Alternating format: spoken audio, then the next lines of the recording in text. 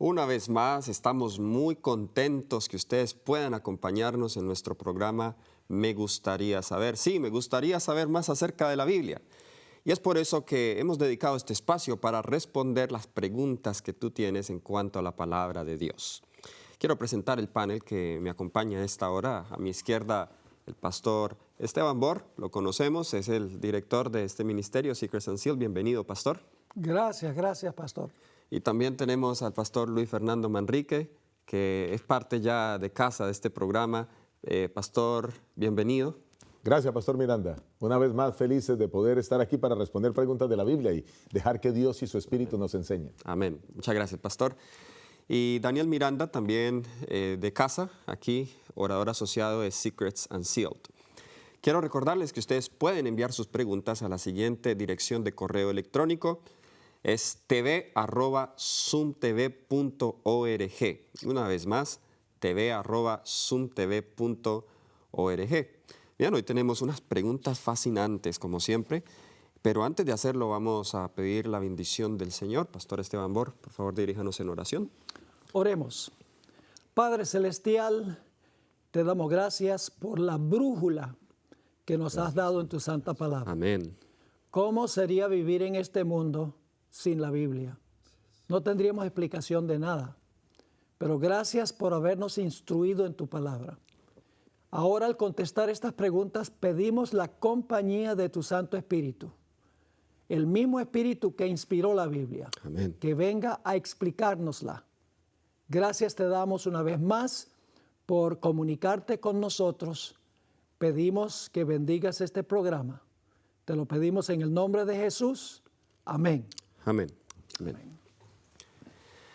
Antes de comenzar con las preguntas que tenemos para hoy, quisiera solamente mencionar, en el programa anterior, nuestro hermano Dixon Niño había enviado 2 preguntas. La primera fue la de la poligamia, que ya la tratamos, y la segunda tiene que ver con el mandamiento de no matarás, pero luego en el Antiguo Testamento nosotros vemos ejemplos como el caso del sacerdote Eleazar, que mató a la pareja con la lanza, y Dios dijo que aprobaba ese acto. Entonces, ¿por qué Dios mandaba matar si el mandamiento es claro? Nosotros ya tuvimos un programa que trata con el universalismo y respondemos a la pregunta si Dios mata, la ira de Dios. Así que le invitamos, hermano, para que pueda ver este programa una vez más. Comuníquese con nosotros aquí en Secrets and Seal y nosotros podemos proveer el link para que usted pueda ver de nuevo este programa. Bien. La siguiente pregunta nos viene de José Luis Vega. Y esta pregunta tiene que ver con las raíces hebreas. Voy a leer la pregunta tal cual como él envió. ¿Qué opina o cuál es la postura o cómo refutar la doctrina o movimiento nuevo que habla sobre las raíces hebreas? Esta doctrina habla básicamente de la restauración de las 2 casas de Israel. La casa del norte, que serían las 10 tribus que fueron exiliadas a Asiria, y la casa del sur, conocida como la casa de Judá, que fue exiliada a Babilonia y que regresaron. A partir de esto señalan que las 10 tribus son las que se mezclaron con las naciones y que a través de esa mezcla es que tendríamos los gentiles acceso a ser pueblo de Israel. Más o menos eso es lo que predican. Desde ya, muchas gracias. Bien, las raíces hebreas, 2 pueblos. Yo había escuchado esto antes acerca de la idea de 2 remanentes, un remanente de judíos literales y otro remanente de judíos espirituales. Creo que más o menos el argumento va por esa línea. Creo que el meollo del asunto acá es cuál es el Israel de Dios, qué es lo que Dios considera como el Israel. ¿Cómo podríamos entonces abordar esto? Pastor Bor. Tal vez podríamos empezar en Apocalipsis 12 Muy bien. para ver que Dios tiene un solo pueblo en el Antiguo y Nuevo Testamento. Vamos a Apocalipsis 12 y posiblemente vamos a leer los versículos 1, a ver, les voy a decir ya, Apocalipsis 12, versículo 1 hasta el versículo 4. 1 al 4. Vamos a leer. Apareció en el cielo una gran señal, una mujer vestida de sol con la luna debajo de sus pies y sobre su cabeza una corona de 12 estrellas. Estaba encinta y gritaba con dolores de parto en la angustia del alumbramiento. Otra señal también apareció en el cielo. Un gran dragón escarlata que tenía 7 cabezas y 10 cuernos y en sus cabezas tenía 7 diademas. Su cola arrastró la tercera parte de las estrellas del cielo y las arrojó sobre la tierra. Y el dragón se paró frente a la mujer que estaba para dar a luz a fin de devorar a su hijo tan pronto como naciera. Ok, ahora voy a hacer una pregunta tonta. Se los digo desde un comienzo. ¿Quién existió primero, la mujer o el bebé? La mujer. Claro, la mujer ya existía antes del bebé. ¿Quién es el bebé? Jesús. El bebé es Jesús, ¿verdad? Así que la mujer que representa la iglesia existía antes del nacimiento de Jesús. Esa es la iglesia del Antiguo Testamento. Pero luego, si leemos el versículo 6, la misma mujer, después que el niño nace, huye al desierto por 1260 días. Vamos a leer el versículo 6.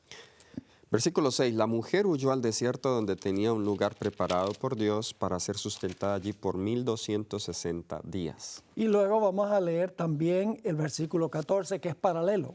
Pero se le dieron a la mujer las 2 alas de la gran águila para que volara de delante de la serpiente al desierto a su lugar donde es sustentada por un tiempos y la mitad de un tiempo.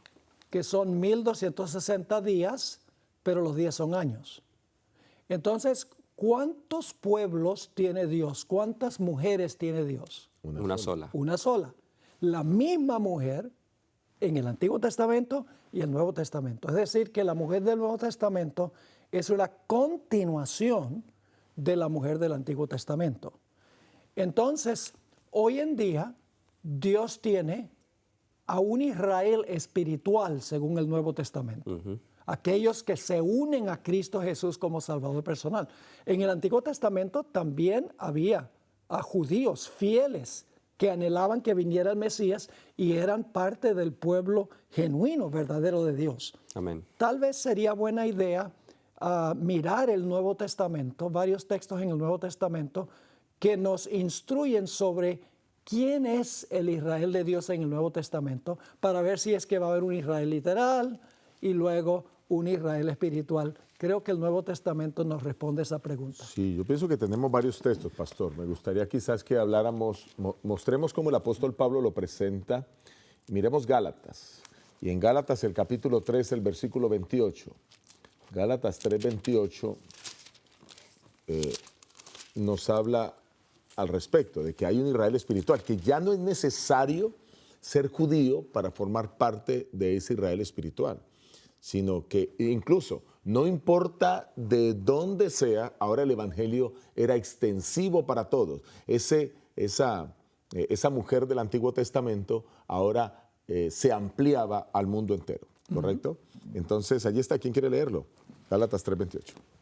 Gálatas 3, 28 y 29 dice, ya no hay judío ni griego, no hay esclavo ni libre, no hay hombre ni mujer, porque todos vosotros sois uno en Cristo Jesús.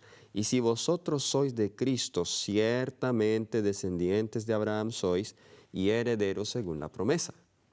Yo pienso que ese texto es bien contundente al decir que esa promesa que fue dada a Abraham en Génesis, el capítulo 2, el versículo 3, que era precisamente la promesa de que habría una simiente que vendría de él, que luego el mismo Gálatas 3:16, en el mismo capítulo, corrobora que esa simiente es Cristo, y ahora todos los que aceptan a Cristo, tanto en el Antiguo Testamento, a través del ritual del santuario, como en el Nuevo Testamento, a través de aceptar la muerte de Cristo en la cruz, pues todos formamos parte del pueblo de Dios, Amén. sin tener una descendencia de una nación en específica, en este caso del pueblo judío. Sí, lo interesante es que parece haber una contradicción entre el versículo 16 y el versículo 28 y 29. Parece, digo.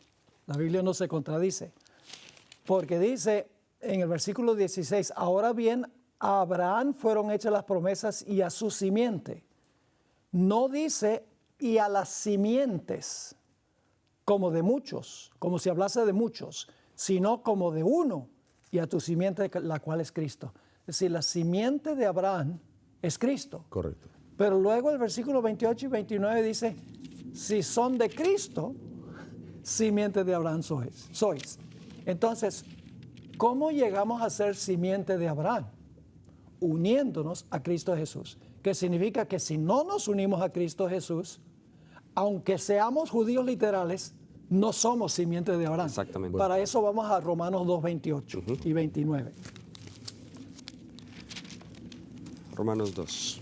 Es decir, Israel se define cristocéntricamente. Sí, correcto.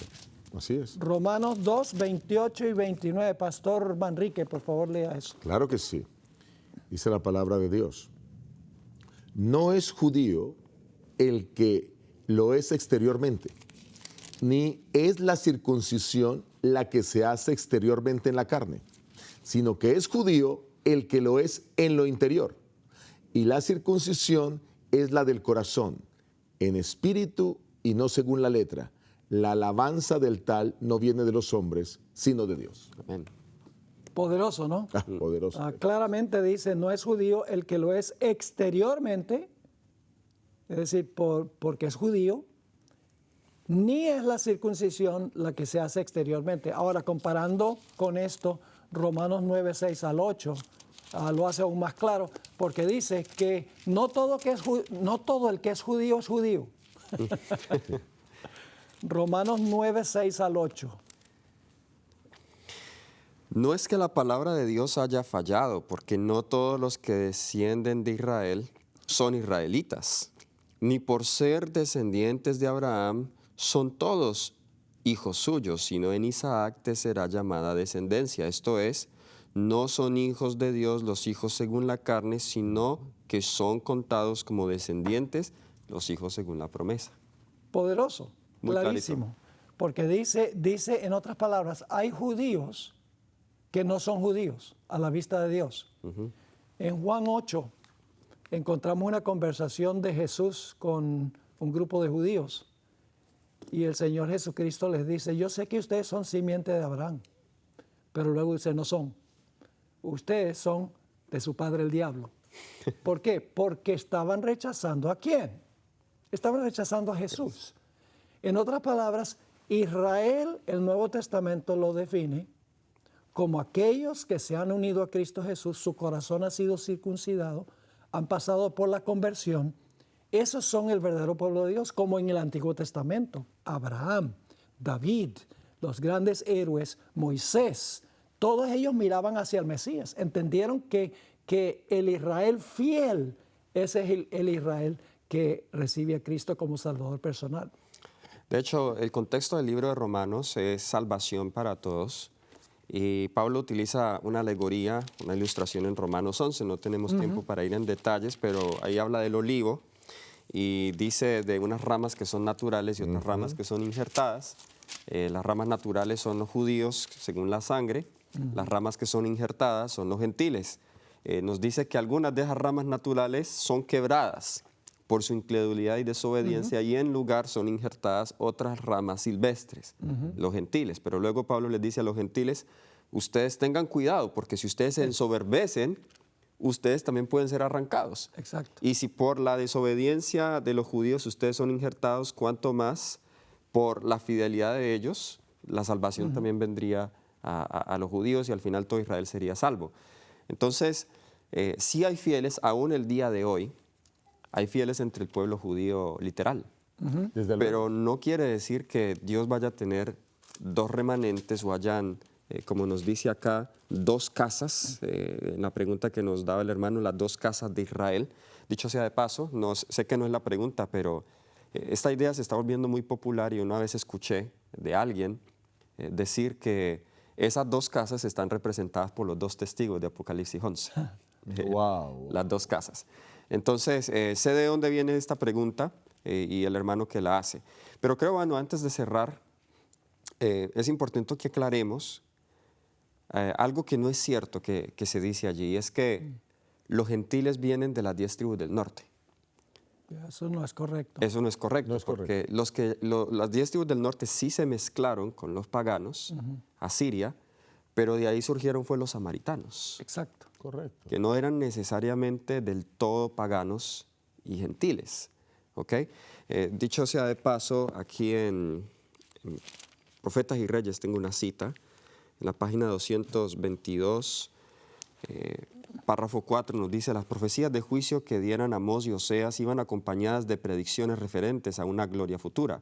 A las 10 tribus, durante mucho tiempo rebeldes e impenitentes, no se les prometió una restauración completa de su poder anterior en Palestina. Hasta el fin del tiempo habrían de andar errantes entre las gentes, pero mediante Oseas fue dada una profecía que le ofreció el privilegio de tener parte en la restauración final que ha de experimentar el pueblo de Dios al fin de la historia de esta tierra, cuando Cristo aparezca como Rey de Reyes y Señor de Señores. ¿A qué está refiriéndose ahí Oseas? Está refiriéndose al Israel espiritual de los últimos días. No está refiriéndose a... Estas personas, eventualmente estas 10 tribus se desaparecieron. Sí. Ahora, lo interesante es que, según el apóstol Pablo, una persona que rechaza a Cristo es gentil. Y una persona que acepta a Cristo es judío, Correcto. aunque sea gentil. Aunque sea así. Aunque sea. En Juan 1, vamos a anotar aquí en Juan 1, el versículo 45, está hablando de la experiencia de Natanael. El versículo 45 dice: Felipe halló a Natanael y le dijo: hemos hallado a aquel de quien escribió Moisés en la ley, así como los profetas, a Jesús, el hijo de José de Nazaret. Natanael le dijo: ¿de Nazaret puede salir algo bueno? Le dijo Felipe: ven y ve. Cuando Jesús vio a Natanael que se le acercaba, dijo de él: he aquí un verdadero israelita, en quien no hay engaño. ¿Por qué era? Ahora, si era un verdadero israelita, hay falsos israelitas también. Desde luego. Así que dice, versículo 48, le dijo Natanael: ¿de dónde me conoces? Respondió Jesús y le dijo: antes que Felipe te llamara, cuando estabas debajo de la higuera te vi. Ahora fíjese, aquí viene el versículo clave. Respondió Natanael y le dijo: Rabí, tú eres el Hijo de Dios, tú eres el Rey de Israel. Reconoció a Cristo como el Mesías. Amén. Por eso era un verdadero israelita. Porque reconocía a Jesús. Porque reconoció y aceptó a Jesús como Salvador personal. Excelente. Ahora, un punto más tal vez antes de terminar esta pregunta. ¿Cómo es que Cristo es la única simiente, pero también dice que los que se unen a Cristo son simientes de la simiente? Tal vez la mejor ilustración que yo he encontrado está en la Biblia, en Juan el capítulo 12, Juan el capítulo 12, versículo 21 en adelante. Vienen unos griegos a ver a Jesús y dice allí: estos pues se acercaron a Felipe, que era de Betsaida de Galilea, y le rogaron diciendo: Señor, quisiéramos ver a Jesús. Felipe fue y se lo dijo a Andrés. Entonces Andrés y Felipe se lo dijeron a Jesús. Jesús le respondió diciendo: ha llegado la hora en que el Hijo del Hombre sea glorificado. Ahora viene el versículo clave. De cierto os digo que si el grano de trigo no cae en la tierra y muere, queda solo, pero si muere, lleva mucho fruto. Es muy interesante, la semilla que cae en la tierra y muere para luego retoñar y crecer, representa a Cristo, quien murió y fue sepultado y resucitó. Correcto. Pero dice que lleva mucho fruto. Ahora, yo uso este ejemplo. Nosotros tenemos una pequeña huerta en el patio de la casa. Sembramos semillas de tomate y luego entonces la semilla cae en tierra, muere y luego empieza a crecer la planta de tomate.